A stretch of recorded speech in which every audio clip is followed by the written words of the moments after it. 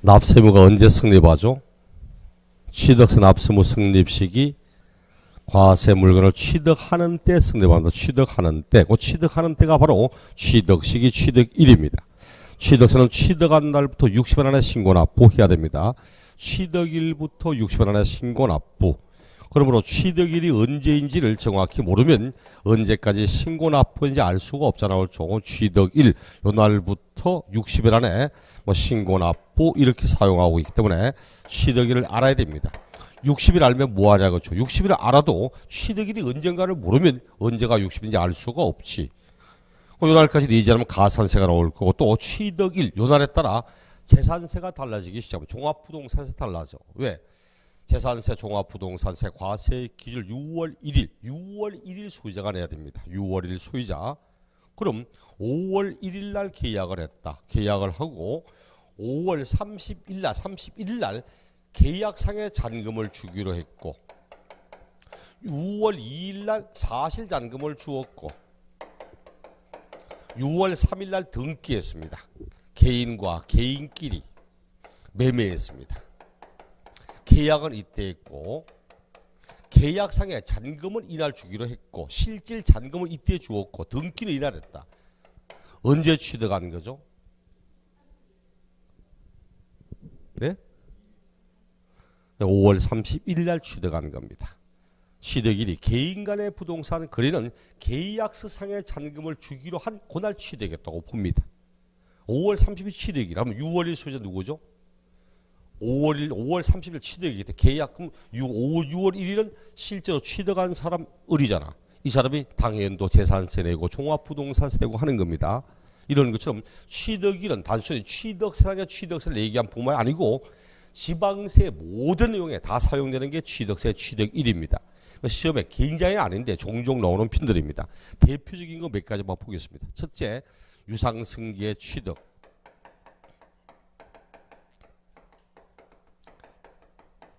타인에게 일정한 대가를 지급하고 권리를 승계하여 취득했을 때 언제가 취득일일까? 원칙은 계약상의 잔금 지급일. 원칙은 계약서상의 잔금 지급일.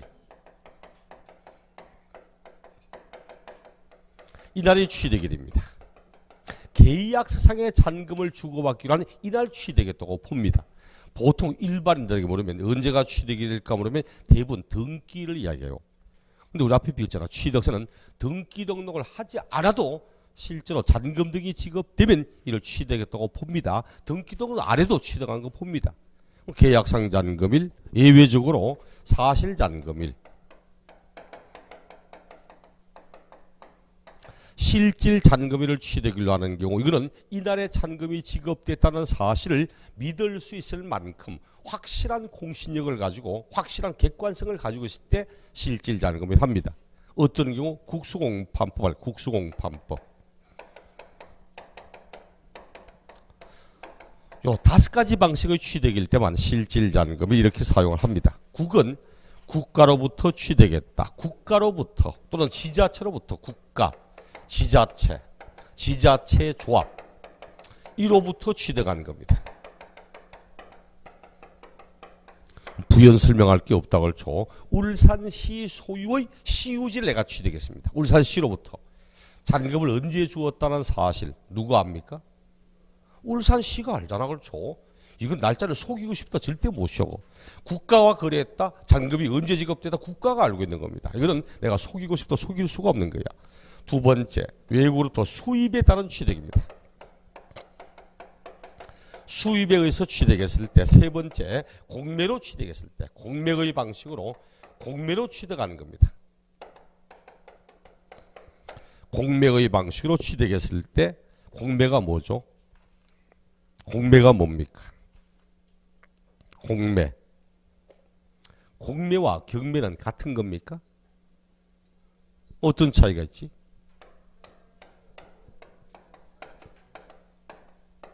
공매, 경매 어떤 거라고? 법원은 경매에서 경매는 법원에서 하고 공매는 자산관리공사에서 하고 맞습니까? 공매는 공공기관에 하고 경매는 법원 경매인데 그럼 법원 경매는 법원이 공공기관 아닙니까? 의미가 그렇죠. 공매는 있죠. 좁은 의미로 말하면 협의의 뜻으로 말하면 세금을 내지 않은 사람부터 체납된 세금을 받으려고 압류하여서 강제적으로 매각 처분하는 게 공매입니다. 넓은 의미로 말하면 국가 또는 공공기관에 의해서 이루어지는 매매를 공매 이렇게 이야기를 합니다. 경매는 이거는 판매의 방식입니다. 이거는 판매하는 주체가 누구냐가 이야기고 이건 판매하는 방식이야. 경매는 불특정 다수인에게 하나의 물건을 제시하고 그 가운데 가장 높은 가격을 제시하는 사람에게 낙찰되는 판매하는 방식입니다. 경마할 때 경쟁한다는 이야기는 경쟁시키는 판매입니다. 이게 법원 경매가 되면 법원에서 경매하면 판매 방식은 경매고 판매 주체는 공매입니다. 공매 처분하는데 경매로 팔 수도 있고 공매 처분할 때 수의계약할 수도 있고 그런 거거든. 이게 같은 의미 아닙니다. 요거는 판매하는 주체가 공공기관의 의미고 이거는 판매하는 방식일 뿐입니다. 보통 공경매 이런 말은 공공기관에 보통 경매로 팔기 때문에 공경매 이렇게 붙이는 거지 공매와 경매의 의미가 틀려. 그 여기는 경매를 안 하잖아. 교지를 보아도 공매라고 말하지 경매라고 말하지. 왜? 사경매도 있거든. 사경매도 있거든. 공공기관에는 우리 옥션 같은 데서도 경매 처분하잖아. 그렇죠. 백화점도 가끔 가다 보면은 백화점에서 자동차 경매하기도 합니다. 사기업에서 하잖아. 이거는 공매는 아니야. 그냥 공매가 아닌 사경매지. 이런 것처럼 공매의 방식이다만 결국은 국가 공공기관에 의해서 잔금물이 언제 지급되었다는 게 입증된다는 의미입니다. 판결문으로 증명되고 있다. 판결문으로 증명되는 취득입니다.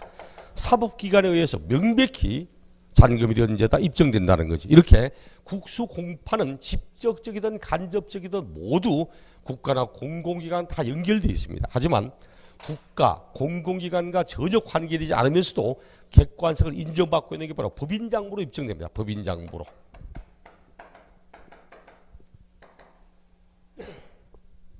법인은 돈이 들어간다, 돈이 나온다. 그때마다 반드시 장부를 작성합니다. 법인장부, 돈 들어가고 나갈 때 제일 먼저 작성한 장부가 뭐죠? 법인은 돈이 나가고 돈 빠져나가고 돈 들어갈 때 제일 먼저 작성하는 장부가 뭔지 압니까? 전표입니다. 전표. 입금전표, 출금전표. 여기부터 시작을 하거든. 보조장부에 올렸다가 원장에 올렸다가 하거든. 그럼 법인은 장부상에 하나하나 모든 게 앞뒤가 다 맞아야 되거든. 객관적인 내용을 입증받고 객관성이 인정된다고 보는 겁니다. 그래서 법인장부로 입증될 때도 실질잔금이 요 5가지. 국수공판법 요 5가지 방식일 때만 실질잔금을 이렇게 사용합니다. 그러므로 취득세 문제 나올 때 유상승계물 때 개인 간의 거래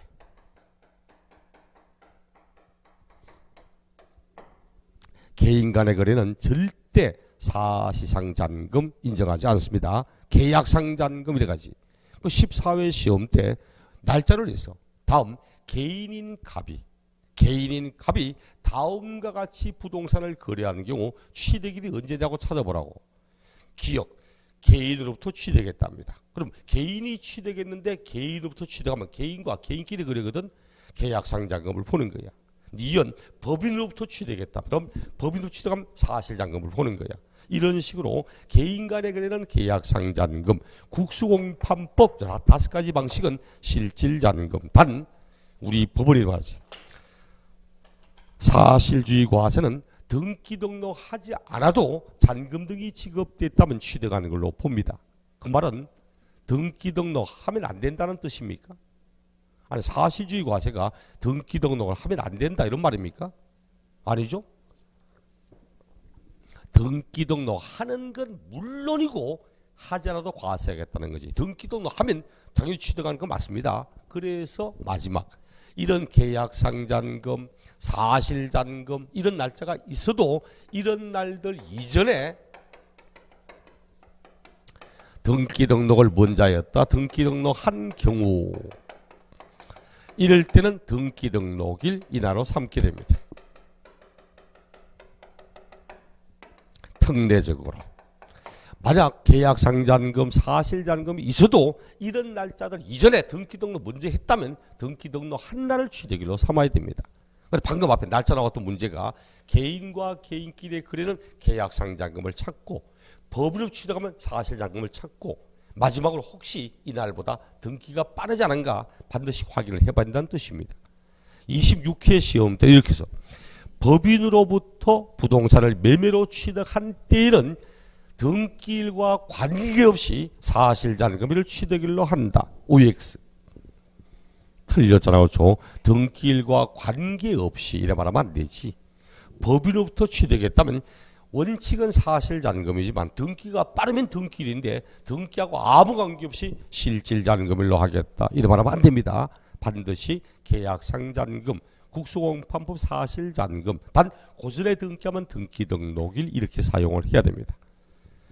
그럼 교재 보니까 두 번째 이제 연부취득 나온다. 101쪽에 연부취득.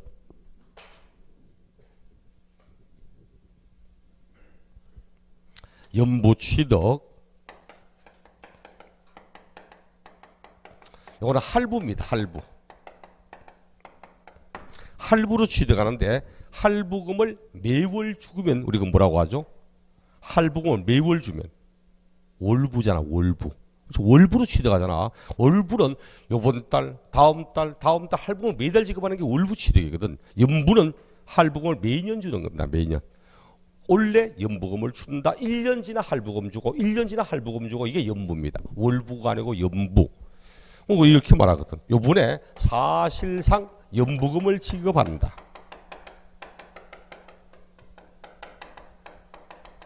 그리고 다음 할부금은 1년 지나줍니다. 1년이 지난 다음에 또 사실상 연부금을 지급하고 또 1년이 지난 다음 사실상 연부금을 지급하고 이런 식으로 하여 최저 2년 이상의 기간에 걸쳐 대금을 분할 지급하는 이런 방식을 연부취득이라고 이야기합니다. 연부매매 이렇게 이야기합니다. 그렇다면 얘는 유상승계단이다. 얘는 유상승계단이다. 유상승계 맞잖아. 그렇죠. 대금을 지급하는 방식이 일반적 방식과 다르다 뿐이지 타인에게 일정한 대가를 지급하고 권리를 승계하여 취득하고 있잖아. 유상승계 맞습니다. 유상승계면 방금 배웠던 계약상잔금, 사실잔금 이렇게 하면 되지. 왜 별도 이야기를 따로 하느냐 이거지. 요거는 1, 2억짜리 거래할 때 1, 20억짜리 거래할 때 쓰려고 만든 법이 아닙니다. 적어도 수백억짜리, 수천억짜리 거래하려고 그때 쓰려고 만든 법이거든.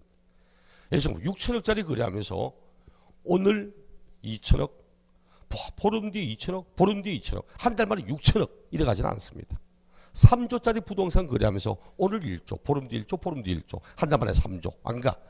보통 몇천억짜리 거래할 때는 몇 년에 걸쳐서 대금을 분할 지급하는 이런 방식 많이 쓰거든. 6천억짜리 거래해봐. 6천억짜리. 여기 이제 강남 고스버스터미널 옆에 있는 센트럴시티 빌딩이 6천억이 넘어갔습니다. 이 과거 율산그룹 거 있는데 이게 6천억이 넘어갔거든. 건물 꽤 크고 좋은데 저 딱 두 번 가봤습니다. 왜? 여기서 입시 설명이 하더라고. 입시 설명. 그렇기 때문에 대성학원에서 우리 애들 이제 대학 들어갈 때 시험 치고 난 뒤에 대성학원에서 입시 설명 한번 가봤고 스카이 에듀에서 입시 설명 가봤고 자 부모가 뭔지 애 새끼 뭐 하고 대학 들어간다 입시 설명 다 쫓아다녔습니다. 동대문 구청에서 쫓아가보고 강남 구청에서 쫓아가보고 여기 가보고 다 쫓아가보고 컴퓨터 켜놓고 전국에 있는 산예대학 다 찾았습니다. 전국에 다 찾아 입시요강 다 보고 자기 요건 다 보고 돈 안 되는 데 없을까 싶어서 어쨌든 다 찾아봤습니다. 그리고 애 학교 딱 보내니까 선생님이 아니, 어떻게 알아놓고 이런 입시 요건 있는 거 지는 안 보지. 그 사람은 자기 반에 애거 맞췄는데 대충만 보더라. 실제 대충. 이미 이름 있는 학교만 보는 거지. 영산대학교, 금강대학교 이런 거 안 봐. 전 다 보잖아. 부천대학교 뭐고 전국 산에 다 찾아봤습니다. 턱벌이 그래서 둘째 놈은 한의대를 보내려고 딱 보는데 문과가 우리가 문과를 받을 수 있는 한의대가 경희대학교하고 대구 한의대는 수시는 안 받고 정시만 받고 동국대하고 또 몇 군데 저기인데 세명대학교하고 부산 동의대학교인데 아니 동국대 한의대를 보려니까 이렇게 돼 있는 거야. 수리, 투, 언어, 외국어 요 세 개 가운데 2개 이상이 1등급이 되며 이렇게 같더라고. 수리, 투 딱 나오잖아. 문과 안 받겠다는 이야기잖아. 그렇죠? 문과 수2 안 치거든. 수1만 치거든. 제가 동국대 전화했습니다. 우리 애가 문과인데 그럼 3개 중에 2개가 1등급 되면 요거 2개 맞으면 되냐니까. 된답니다. 이거 상관없이 이거 맞으면 되는. 그 원서를 냈거든. 그거 됐잖아. 그 연도 우리 애들 갔을 때 동국대 한의대 가운데 문과 나온 애가 우리 애밖에 없었습니다. 전부 요건이 수리 2 시작하니까 문과대 아예 안 되는 줄 알고 다 지원 안 하더라고. 딱 전화하니까 되더라니까. 그 문과는 딱 선배들이 하더라. 동국대 한의대 나오고 문과가 향후 고 이전 5년 안에 문과에가 들어온 적이 없답니다. 왜?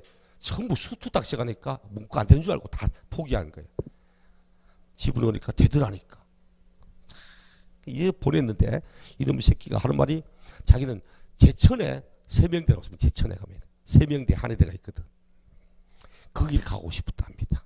왜 하니까 대구에 있거든 우리 집이. 그러니까 눈이 안 와. 부산도 그렇지만 눈이 거의 안 옵니다. 그러니까 옛날에 뭐 천운 올 때 만나자면은 헤어지자는 이야기야. 천운이 와야 만나지 뭐. 그래서 눈이 많이 안 오는데 그러다 보니까 애가 눈 오는데 많이 가고 싶답니다. 충북 제천에 딱 연락하니까 사이트 댓글에 하여튼 그 선배가 우리 학교 오라고 어린이날을 눈 맞으면서 보낼 수 있다고. 어린이날을 오라고. 그래서 눈 많이 온다고. 안 갔지. 어쨌든 이거 뭐 6천억짜리를 거래해요. 그럼 뭐 6천억짜리를 거래할 때 유상승계니까 잔금 지급일 자 6천억 요 날부터 6천억에 해당하는 세금을 신고 납부하라고. 6천억 곱하기 매매 등으로 부동산을 취득하면 상가 건물은 세율이 4%입니다. 6천억에 4% 얼마지? 6천억에 4% 얼마? 네, 240억입니다. 240억이야. 거기다가 플러스 부가세, 농어촌 특별세 12억 내야 됩니다. 지방교육세 24억 내야 됩니다. 순수하게 취득세와 그 부가세만 합쳐도 276억 나와. 276억. 이걸 한꺼번에 다 60원 안에 신고 납부하라. 세부담 너무 많잖아. 뒤로 자빠질 확률이 굉장히 많습니다. 그래서 연부취득은 납세 의무자의 세부담을 분산시켜준다는 의미에서 사실상 연부금을 지급하는 날 마다를 독립된 취득일로 봅니다. 각각 독립된 걸로. 이날 2천억 주었다. 이날 2천억을 주고 이날 2천억을 주고 이렇게 했다. 그렇다면 각각을 독립된 취득일로 봅니다. 연부취득은 언제가 취득이 될까? 사실상 연부금을 지급하는 요날 마다가 취득이 됩니다. 다만 연부금 지급하기 이전에 등기 등록을 먼저 했다면 등기 등록 한 날을 취득일로 삼기도 합니다.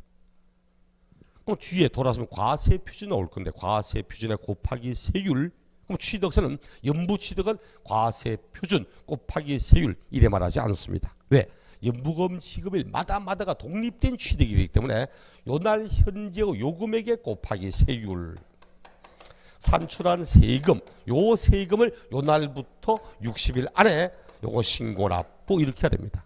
그 뒤에 연부취득할 때 과세 표준은 연부취득은 연부금액의 총액이 아니고 연부금 지급일 마다의 그 연부금액을 과세 표준 이렇게 이야기하기도 합니다.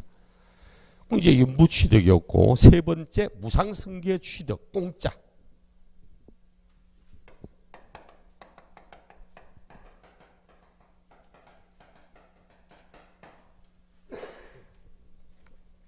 뭐 요 세 가지만 대표적으로 한번 보겠습니다. 유상승계 취득 상속을 말합니까? 증여를 말합니까?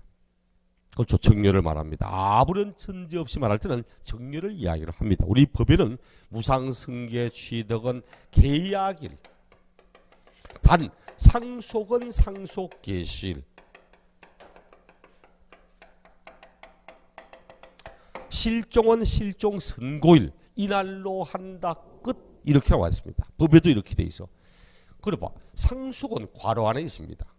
상속이라고 말하지 않는 한은 모두 증여라고 보시면 됩니다. 시험에 종종 나옵니다. 왜? 일반적인 보통 사람들이 아니 계약은 계약이지 무슨 계약이 취득이냐고 이렇게 생각하시면 굉장히 많거든. 계약은 계약이지. 문제는 계약했지만 증여는 잔금의 지급이라는 게 없잖아. 공짜잖아. 남아있는 거 뭐만 남았습니까? 주겠다, 받겠다, 의사표 잡지가 되었다. 남아있는 건 등기 등록만 남아있어. 근데 취득세는 등기 등록하지 않아도 실제로 권리가 이전되면 취득한 걸로 보거든.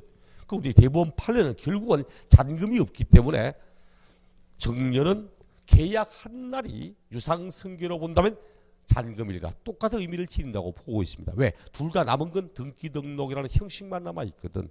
틀리게 될 때는 정년에 따른 취득은 등기를 취득일로 하고 이래 말하면 안 됩니다. 정년은 계약일이고 상속은 상속개시일. 상속개시일이 언제죠? 사망하신 날? 그럼 사망일이 언제인데? 언제 사망하셨어? 그래서 이제 의학적으로 봅니다. 우리 법에는 심장맥박 정지설, 통설입니다. 심장과 맥박이 완전히 정지된 상태. 뚝 여기 이제 사망일입니다. 소수설은 뇌사를 인정하기도 하고 다수설, 통설은 심장맥박 정지설 이렇게 이야기를 합니다.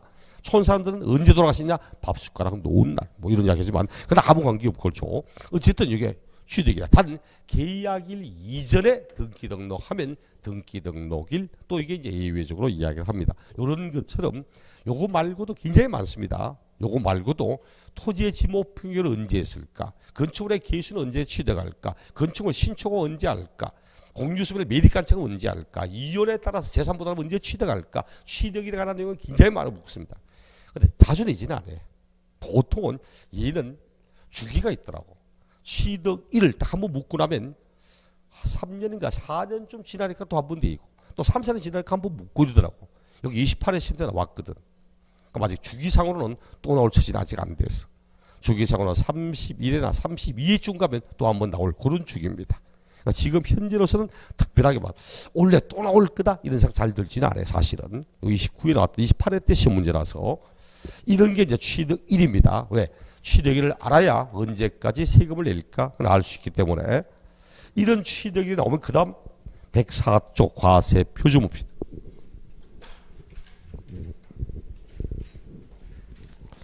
한 줄을 빠졌기 때문에 빨리 하는 게 아니고 처음 하는 거기 때문에 너무 세부적으로 깊이 들어가면 헷갈리니까 이런 걸 한다. 이런 것 때문에 중요하다. 이런 건 이제 기초적인 오리엔테이션을 보시면 됩니다. 빠졌지만 일요일 날 10시부터 5시까지 하면 결국은 제가 5주를 수업하는 거거든. 한 주를 더 하는 겁니다. 그러니까 뭐 빠졌다 생각하지 말고 지금은 첫 주니까 처음 하는 거니까 이런 내용을 우리가 배운다. 이런 내용이 주된 핵심이다. 이거 아시라고 이야기합니다. 104쪽 보니까 과세 표준 나와. 과세 표준.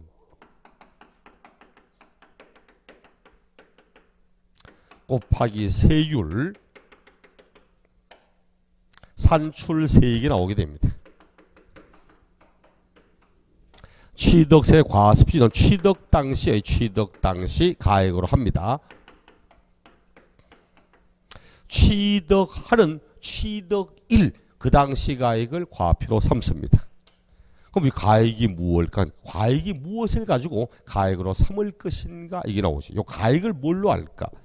우리 앞에 총론할 때 취득세는 신고 납부합니까? 보통징수합니까?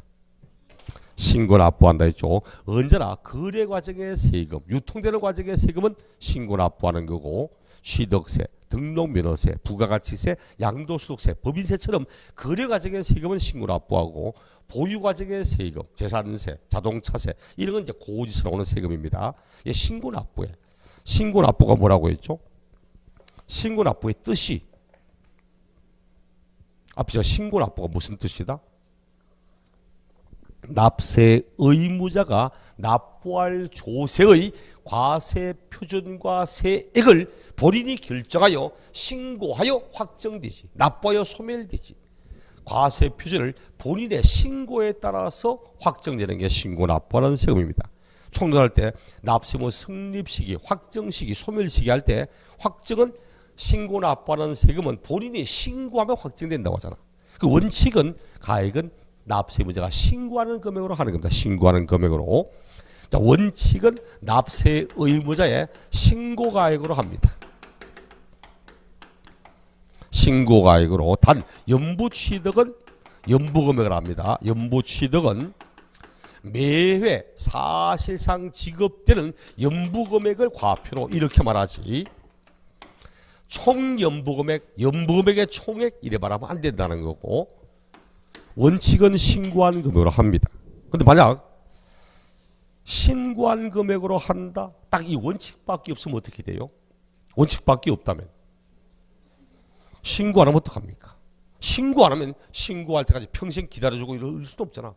또 당신이 신고한 금액을 바탕으로 세금을 받겠다? 그럼 터무니없이 신고하면 어떡합니까? 이를 대비하는 게 있어야지. 그래서 지자체가 그 사람이 신고하지 않거나 또는 터무니없이 신고하는 걸 막기 위해서 지자체가 정해놓은 금액이 있습니다. 이를 시가표준액 이렇게 이야기합니다. 시가표준액. 예외적으로 정확한 용어로 지방세, 과세, 시가표준액, 시가표준액.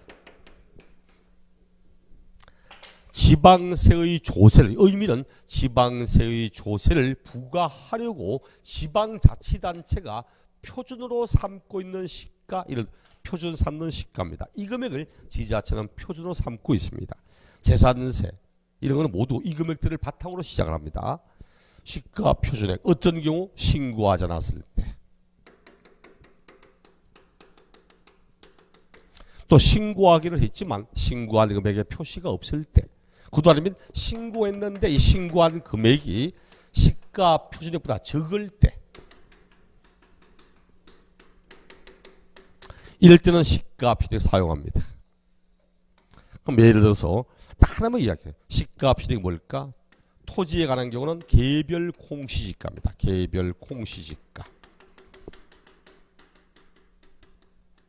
우리 공시지가가 얼마다? 이런 하잖아요. 공시지가가. 그러니까 매년마다 발표합니다. 공시가. 그럴 때 말 그대로 공시, 매년마다 공시하고 있는 땅값, 공시지가.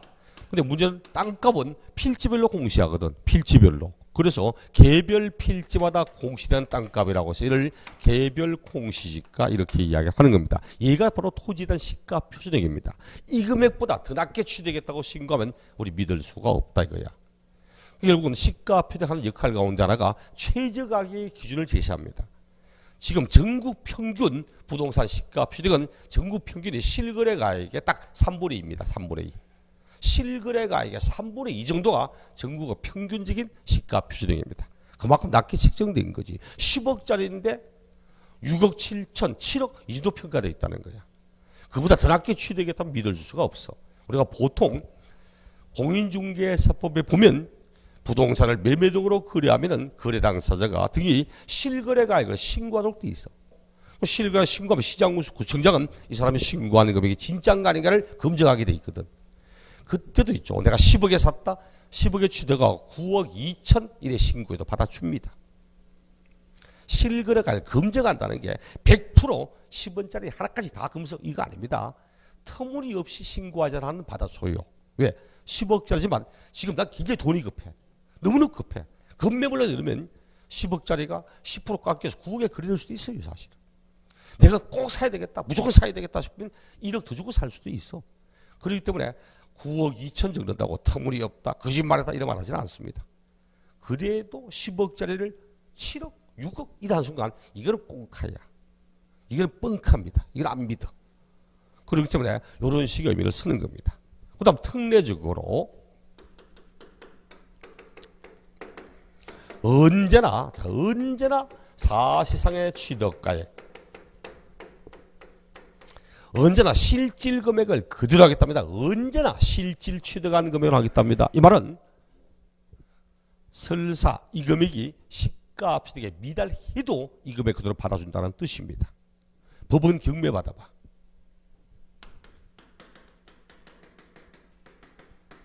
자, 법원 경매로 취득했습니다. 경락가액이 3억에 경락받았어. 그 당시에 시가 표준액이 4억이었어.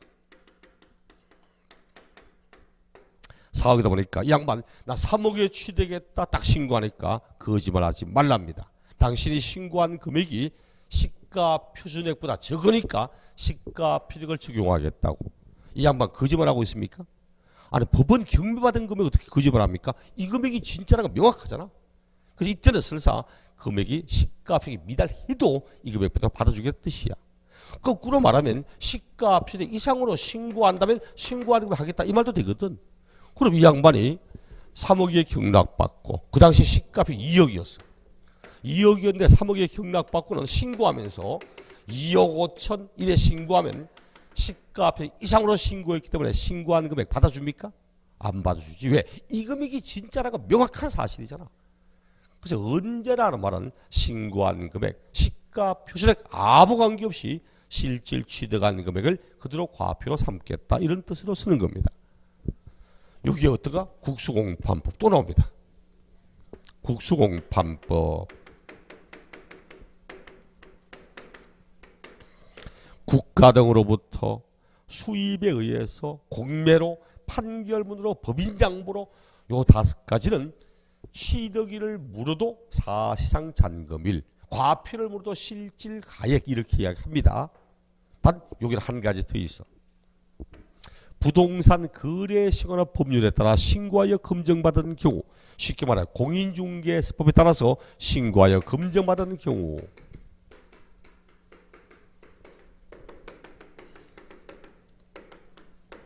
요거는 중개수법 시간에 배웠죠? 요건 배운 거 맞죠? 중개수법 시간에 부동산 앞이잖아. 매매 등으로 거래하면 거래 당사자가 중개업자가 중개업자가 실제로 거래하는 금액을 신고하도록 돼 있고, 신고하면 시장구청장이 거기에 신고하는 금액이 진짜인가 아닌가를 검증하는 검증장치가 있거든. 그럼 이거는 시장구청장이 검증까지 거친 이후 이 금액은 맞다고 인정해 준 것. 이거는 행정기관에 조사를 다 한 뒤에도 진짜 맞다고 인정해 주니까 실질금액 인정합니다. 요 6가지 국수공판법 그리고 부동산 거래시거나 법률에 따라 신고하여 검증받은 취득, 요때는 실질가격을 사용을 합니다. 시험에 과세표준 물을 때는 제일 기본이 이거야. 일단 요놈을 제일 많이 묻지. 어떤 경우에 실질가격으로 하는지 알고 있는가? 요거 묻습니다. 이런 경우.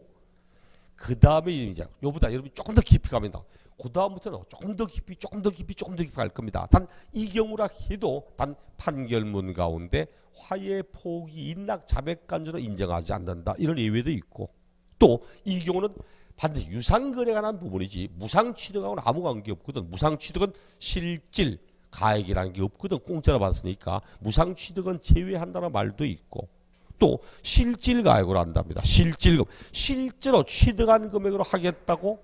그럼 나 부동산 매매하는데 실제로 주고받은 돈이 있어. 요거 말고 중개업자에게 준 중개보수 있어. 수수료, 실비 이런 거. 중개보수도 취득가액에 이게 포함한다. OX. 중개수수료 등도 과세표준에 포함한다. OX. 네? 그 원래 시험 나올 겁니다. 원래 신설돼 있거든. 중개보수는 개인이 취득할 때는 과표에 포함을 시키지 않습니다. 법인이 취득할 때는 과표에 포함시킵니다. 이런 것처럼 작년 문제가 다음 사실상 취득가액을 과표로 하는 경우 과세 표준에 포함되지 않는 걸 골라보라고. 보기 안에 4가지를 줬고 그 안에 포함 안 되는 거 찾는 거, 이게 작년 문제였습니다. 자주는 아닌데 가끔씩 나와. 예를 들어 오늘까지 잔금을 주기로 했는데 오늘 잔금을 주지 못해서 한 달 뒤에 잔금을 주기로 하고 이자, 연체이자를 주기로 했다. 연체이자는 여기 포함할까 안 할까? 연체이자는 그것도 개인의 취득일 때는 포함하지 않고 법인의 취득일 때는 포함합니다. 이런 것처럼 우리 교재를 보면 105쪽에 양가로 2번 사실상 취득 가격 또는 연부금액은 취득일을 기준으로 그 이전에 해당 물건을 취득하기 위하여 거래 상대방 또는 제3자에게 지급하였거나 지급하여야 할 직접 비용과 다음에 해당하는 간접 비용의 합계액으로 한다. 거기에 기업부터 쭉 나오고 있죠. 기업부터 비업까지 쭉 나오고 있습니다. 이거는 포함하는 거고, 그 다음 뒷장 동그라미 3번 단 다음에 어느 하나에 해당하는 비용은 취득가액에 포함하지 아니한다. 이건 포함하지 않는 비용이고, 그 시험은 이런 것들을 이제 섞어서 박스 하나 넣고 다음 요거 가운데 포함되는 걸 찾아보라고, 포함되지 않은 걸 찾아보라고 이 얘기도 하고, 27회 시험 때는 다음 포함되지 않은 게 뭘까? 1, 2, 3, 4, 5에서 뭐 한 찾기도 하고 이렇게 이야기를 합니다.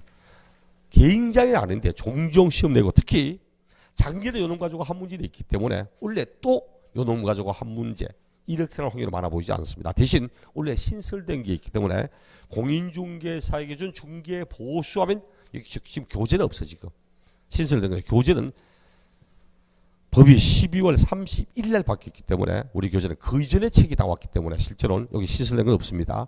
그 원래 신설된 거라서 다음에 올해 아마 그 지문 하나 정도는 시험에 나올 겁니다. 다음 취득세 과표 물으면서 한 문제 내지 않아도 지문 한 개 정도는 충분히 나올 수 있기 때문에 그런 내용도 볼 겁니다.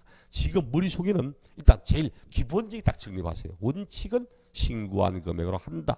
신고하지 않거나 시가 표시액보다 적게 신고하면 시가 표시로 하고, 국수공판법 공인중개사법 따라 입증된 것은 실질가액으로 하고, 이런 정도까지는 제일 기본적으로 머리에 담고 있어야 됩니다. 모든 건 여기서 파생되어서 이제 나오기 시작하니까 이런 내용들 일단 과세 표준 딱 정리를 하고, 이런 과표에 곱하기 뭘 해야 돼요? 과표에 곱하기 뭐 합니까? 세율 하잖아. 그렇죠? 세율. 109쪽 안 봐요. 109쪽 보니까 세율 옆에 안 봐요. 언제 나왔다? 그 옛날 건 치우고 22회, 23회, 24회, 25회, 26회, 27회, 28회, 22회부터 작년 29회거든. 작년 빼고는 22회부터 2, 3, 4, 5, 6, 7, 8, 7년 연속 문제 됩니다. 그럼 몇 문제 나왔어? 7연속 몇 문제? 7문제? 아닙니다. 13문제 나왔어요. 13문제. 같은 연도에 2문제씩 계속 냈다는 뜻이야. 그만큼 세율은 자주 냅니다. 하도 내다 보니까 당연히 내겠지. 달달달 외워간데 작년 안 냈잖아. 원래 냅니다. 얘는 원래 내야 되는 얘기거든. 그래서 세율은 꼭 봐야 됩니다. 곱하기 세율. 취득세 세율은 누진세는 없습니다. 제가 수업하면서 누진세는 어떤 경우에 사용한다 했죠? 누진세는 재산과 소득에 대해서, 그렇죠? 누진세는 재산과 소득에 대해서 적용한다 했죠. 얘는 누진세가 없어. 많은 재산을 가지고 있다, 고가의 재산을 가지고 있다, 많은 소득을 벌고 있다, 이럴 때는 소득이 많다, 재산이 많으면 고율의 세율을 적용하고, 소득 금액이 적거나 재산이 적으면 낮은 세율을 적용해서 누진세를 써서 소득의 재분배, 부의 재분배를 하고자 하는 것이 누진세입니다. 그러므로 반드시 우리 시험에서 누진세 하면 재산세, 종합부동산세, 소득세 이런 세금 누진세 씁니다. 하지만 취득세, 등록면허세 이런 누진세 없습니다. 행위를 보고 하는 세금에는 절대 누진세가 안 나옵니다. 얘는 차등 비례세를 씁니다.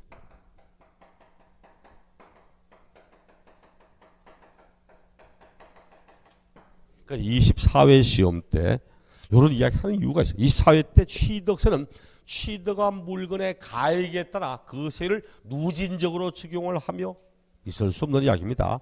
반드시 누진세는 재산에 대한 세금과 소득에 대한 세금일 때 누진세가 나오는 겁니다. 그럼 비례세를 다른 말로 뭐라고 했죠? 정률 했지. 정률. 정률세라고 했지. 세율이 일정하다고. 과세 표준 금액이 얼마든 세율은 똑같다고. 얼마짜리를 취득하든 세율은 똑같습니다. 상가 건물 취득했다. 1억짜리 점포 취득해도 4%입니다. 10억짜리 건물 사도 4%입니다. 1000억짜리 사도 4%입니다. 1조짜리 사도 4%입니다. 금액이 얼마든 상관없이 세율은 똑같아요. 단 앞에 차등 이래 붙이는 이유는 건물 취득했다고 4%라고, 그런데 이 건물을 매매로 취득한 건지, 증여받아 취득한 건지, 상속받아 취득한 건지, 신축해서 취득한 건지, 취득하는 방법에 따라서는 세율을 달려야 합니다. 상속받았다 건물, 그럼 또 얼마짜리도 세율 똑같아. 증여받았다 얼마짜리 똑같아. 단 상속에 따른 취득과 증여에 따른 취득은 세율 틀립니다. 신축한 것도 세율 틀립니다. 매매도 세율 틀립니다. 또 뭘 받았냐고, 농지 상속 받았냐, 농지 아닌 거 받았냐, 세율 틀립니다. 그 취득하는 방법, 취득한 물건의 종류 이런 게 따라서는 차등적으로 적용되는 비례세 이렇게 이야기합니다. 금액에 따라서는 절대 세율 달라지는 거 없어. 다만 취득하는 방법이나 취득하는 종류나 여기에 따른 세율 달리할 수 있다. 여기 세 가지가 나오게 됩니다. 첫째, 표준세율. 둘째, 세율의 특례. 셋째, 중과세율.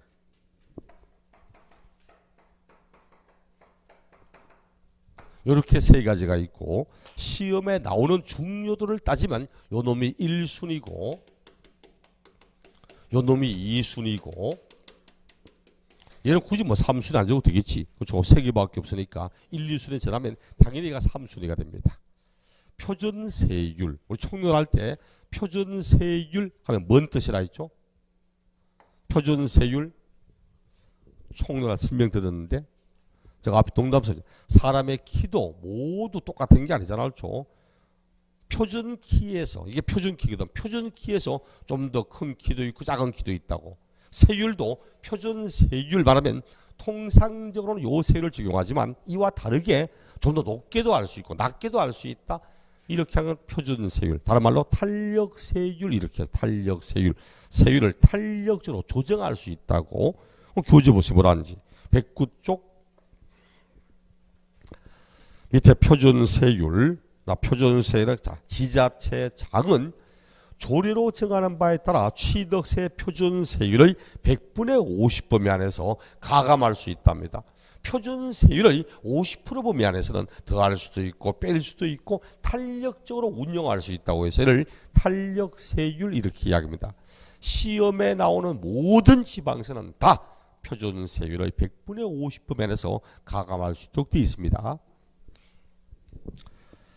표준세율 그 밑에 이제 쭉 나오죠. 부동산부터 유상을 원인으로 취득하는 경우, 그 다음 뒷장에 상속을 원인으로, 정렬을 원인으로, 그 다음 분할을 통해서 합의물, 총유물 분할을 통하여 원시 취득을 통하여 취득하는 방법에 따라. 근데 이래 외우면 진짜 헷갈립니다. 이래 외우면 진짜 헷갈리거든. 그래서 앞에 있듯이 현재 취득세는 종전에 있던 취득세와 종전에 있던 등록세 가운데 소유권 등기가 통합된 거라 해서 그 과정을 보여드릴게요. 그 과정을. 표준세율 취득자 종전 통합되기 이전 취득세와 등록세가 통합되기 이전에 원래 있던 종전 취득세 표준세율 취득세, 등록세가 통합되기 전에 원래 있던 취득세는 세율이 하나밖에 없었습니다.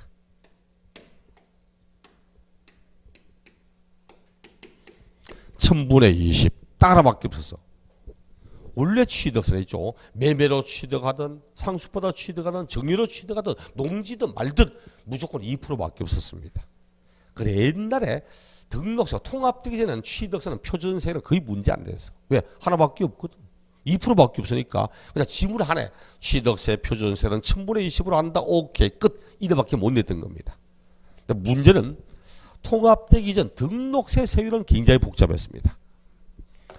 취득세와 등록세가 통합되기 이전에 원래 있던 종전의 등록세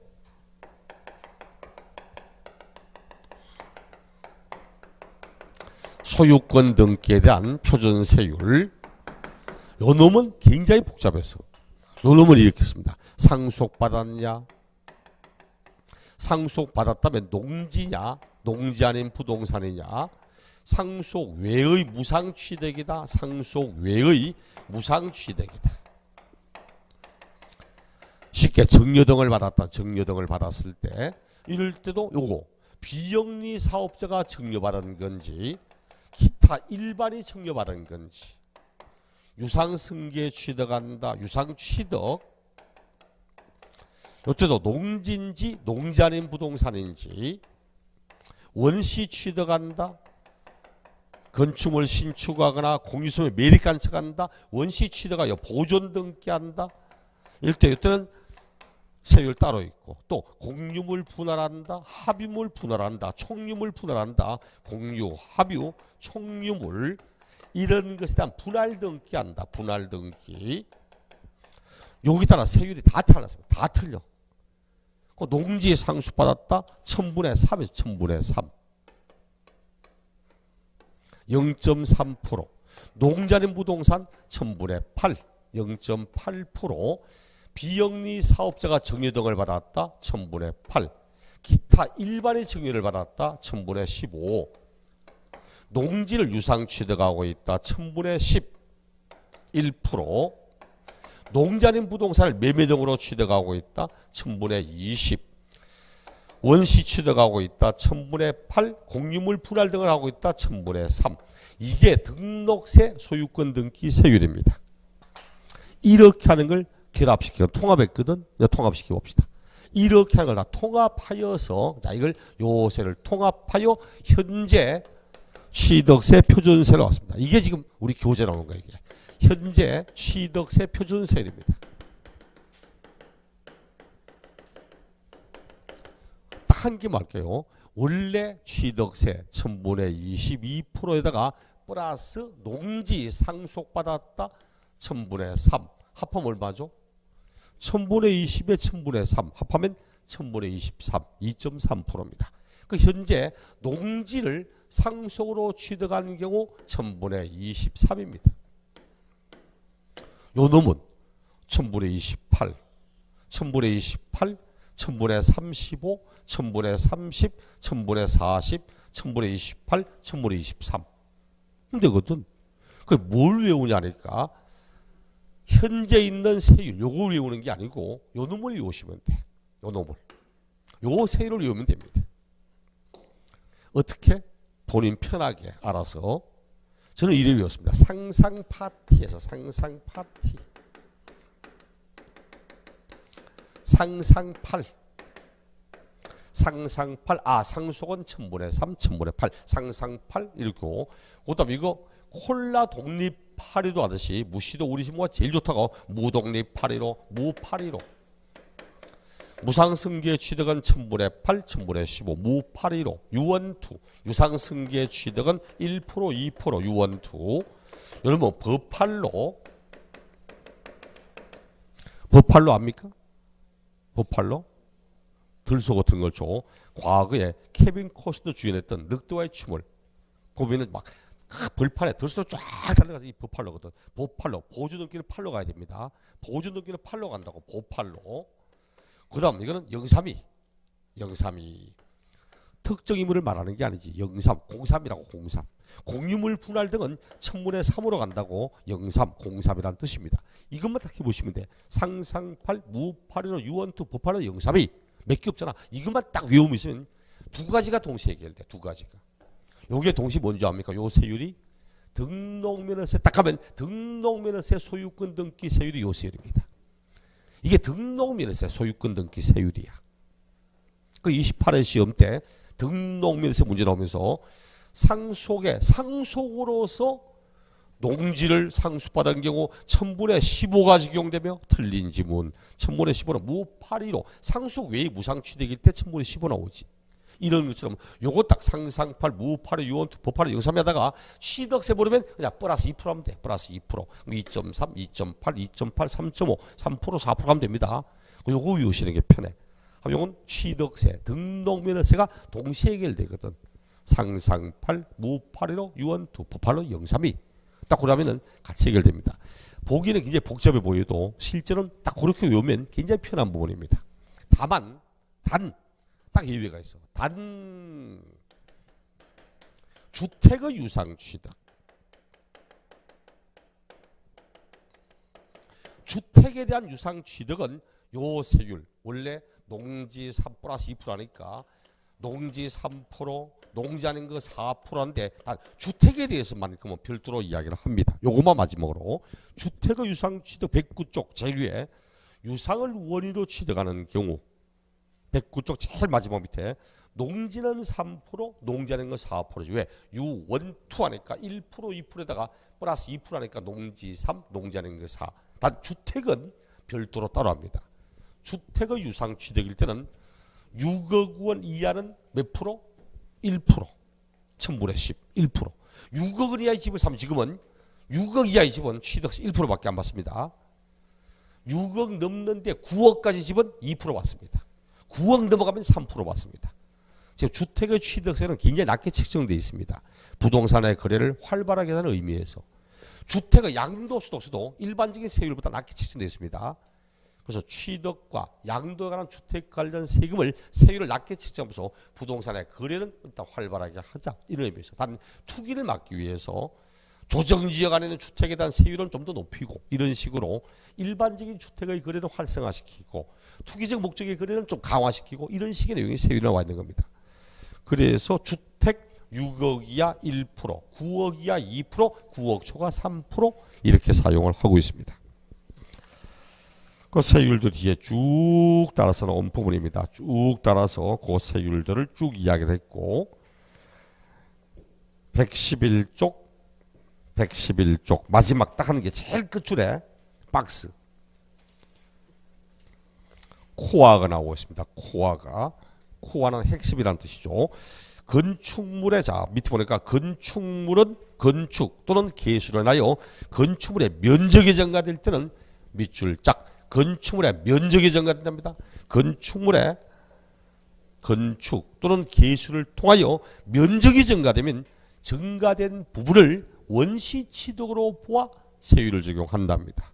원시취득으로 보아 건축물의 개수 등을 통하여 면적이 증가되면 뭘로 본다고? 원시취득으로 보아 그럼 보팔로 1000분의 28의 세율을 적용하겠다는 뜻입니다. 왜 그렇게 하는가? 요놈 때문에 합니다. 요놈 때문에. 요것만 간단하게 잠시 설명을 할게요. 세율의 특례, 표준세율 요 정도 하면 되고, 세율의 특례는 두 가지가 있어요. 이거. 표준세율에서 2%뺀 세율을 사용하는 게 있고 2%만 쓰는 게 있고, 딱 두 가지가 있습니다. 이거는 진짜 의미를 알아야 됩니다. 내용보다 의미를 알아야 돼요. 2%를 부르기는 중과 기준세율이라고 부릅니다. 중과 기준세율이라고 부르기는 이래 불러요. 실제 그 시험도 표준세율에서 중과 기준세율을 뺀 세율 또는 중과 기준세율을 적용하는 대상, 묻기는 그래 묻습니다. 근데 진짜 의미로 뭔지 압니까? 요 2%의 뜻이, 요 2%가 무슨 뜻일까? 취득세와 등록세가 통합되기 전 원래 있던 취득세 세율, 얘를 의미하는 뜻입니다. 종전 취득세를 의미하는 뜻이야. 그럼 취득세와 등록세를 통합시켜서 현재 표준세율을 만든 상태에서 옛날 취득세 빼버리겠답니다. 옛날 취득세 빼버리면 뭐만 받겠다는 이야기야? 등기단 세금만 받겠다는 뜻입니다. 그럼 이제 말만 들어봅시다. 이게 뭔 뜻인가? 소유권 등기는 분명히 합니다. 소유권 등기는 하기 때문에 등기단 세금은 받아요. 그리고 2% 뺄까? 실질 재산 가치의 증가는 없습니다. 실제로는 재산 가치가 전혀 증가되지 없어요. 등기부상 소유권 등기를 하는데 실질적 재산 가치의 증가는 없는 겁니다. 그게 바로 표준세에서 2% 뺀다는 뜻입니다. 딱 한 두 가지만 해볼게요. 요거 갑과 을이 균등 지분으로 소유하고 있는 공유 토지가 있어. 공유 토지가. 이 공유 토지를 가지고 이거 공유 토지 소유권 몇 개죠? 갑, 을 두 사람 공동 소유. 소유권 몇 개입니까? 소유권 하나입니다. 공동 소유라고 소유권이 두 개, 소유권 세 개 이런 거 없습니다. 1필지 1등기용지. 한 필지는 소유권 하나밖에 안 나옵니다. 하나의 소유권을 두 사람이 공동으로 소유하고 있다는 거지. 소유권 두 개 이런 건 없어. 이걸 분할해 봅시다. 분할 등기합니다. 딱 분할 등기했다. 50대 50이라고 하려고 보니까 얘가 좀 적업인다 이거. 어쨌든 50대 50 합시다. 좀 키워가지고 등치 키워서 얘가 50%, 갑 50%, 을 50%. 자, 분할 등기합니다. 이를 분할 등기하면 토지가 어떻게 되죠? 분할 등기하면 토지가 어떻게 됩니까? 토지를 분할하잖아. 분할하면 필지가 나눠져요. 분필됩니다. 필지가 나눠집니다. 이 필지 떨어져 나가. 분할됐거든. 그럼 1필지마다 1등기록이 나와야 돼. 한 필지에 소유권 한 개 있거든. 결과적으로 분할하면 요 토지에 대한 소유권 등기를 해야 되고 요 필지에 대한 소유권 등기해야 됩니다. 봐, 분명히 소유권 등기하잖아. 소유권 등기를 하기 때문에 등기에 대한 세금을 냅니다. 네. 그런데 실질적 재산 가치에 변동은 있다 없다? 없잖아. 50대 50인 걸 50대 50으로 나눈 것밖에 없잖아. 그래서 실질 재산 가치의 증가는 없기 때문에 종전에 있던 취득세는 낼 필요가 없고 등기란 세금만 내면 된다 이런 뜻입니다. 이게 옛날에 통합되기 전에는 취득세 할 때 형식적인 소유권 취득에 따른 취득세 비과세였습니다. 이게 통합되기 취득세 비과세였어. 지금 저게 지금 비과세거든. 형식적으로만 취득했지 실질 재산 가치의 변동이 없기 때문에 비과세라고 했던 부분입니다. 다만 분할하는 과정에서 60대, 70대 30 이래 바뀌면 어떻게 해요? 갑은 20%만큼 새로 취득했지. 그래서 다만 분할로 인하여 자기 지분이 초과되는 부분이 나온다면 초과되는 부분은 뺀 세율이 아니고 원래 있던 표준세율을 적용하는 겁니다. 이번에는 또 갑과 을이 이혼합니다. 이혼할 때 돈 문제는 뭐가 나온다? 재산 분할하자는 것과 위자료 달라는 거, 이혼 위자료 그리고 재산 분할 두 가지 나옵니다. 뭐 어린 자녀가 양육비 따라가지만 그 말고는 뭐 이혼에 따른 내용 나옵니다. 그럼 재산 분할한다? 재산 분할은 잘잘못 따지는 겁니까? 재산 분할은 잘잘못하고 아무 관계 없습니다. 한 가정 안에 형성된 재산은 부부가 공동의 노력을 통해 마련한 거지 부부 가운데 한 사람의 노력만을 통해 이루어진 게 아니거든. 그럼 헤어질 때는 요 재산을 모으는 동안 누가 얼마큼 기여했는지 자기 기여도에 따라 나눠가는 겁니다. 그러니까 옛날에는 남자분 보통 이제 경제활동하시면 70%, 가사활동 30% 이런데 지금 판례는 거의 5대5로 나오고 있습니다. 어쨌든 그럼 현재 모든 부동산이 아저씨 명의로 돼 있다. 갑의 명의로. 갑이 남자 맞죠? 갑이 남자 맞죠? 갑남을녀. 갑남을녀 갑질하잖아. 부부 사이는 요즘은 갑질 안 합니다. 을질합니다. 을질. 어쨌든 갑을 관계가 역전돼 가지고 어쨌든 막 그럼 아저씨 명의로 모든 부동산 돼 있다. 이걸 이혼에 따른 재산 분할로 부인 명의로 이전하고 있다. 소유권 등기하잖아. 등기는 분명해. 문제는 재산 분할로 취되겠다는 말은 자기가 노력해서 모은 것 자기가 가져가는 뜻입니다. 내가 노력해서 모으고 내가 가져가는 거야. 쉽게 말해 내 거래 가져가는 겁니다. 실질적 재산 가치에 새로운 취득, 증가 이렇게 보지 않습니다. 자기가 노력해서 모은 재산을 그냥 자기가 가져가는 뿐입니다. 이런 내용이 나는 거지. 그럼 대지저금통 있잖아. 집에 대지저금통을 딱 크게 놔놓고 부부가 매일 딱 들어오면서 야 우리 기분 좋게 저축하는 생각으로 매일 100원씩 넣자고. 매일 100원씩 넣었어. 그럼 헤어질 때는 배째야지. 배째서 절반 가져가잖아. 새로운 취득입니까? 아니잖아. 제가 노력해서 모으면 내가 가져가는 거잖아. 이게 이혼 재산 분할이야. 그러니까 이혼에 의한 재산 분할도 소유권 등기는 분명히 하지만 실질적 재산 가치의 증가는 없는 내가 가져가는 이밖에 없어. 그게 이제 표준세에서 2% 뺀다 이런 뜻입니다. 2% 한다 봐. 2% 한답니다. 그럼 뭐 2% 세율을 적용하겠다 말은 얘만 과세하겠다는 이야기잖아. 종전 취득세만 받겠다는 뜻이야. 이거는 과세 안 한다는 이야기지. 왜? 앞에 있는데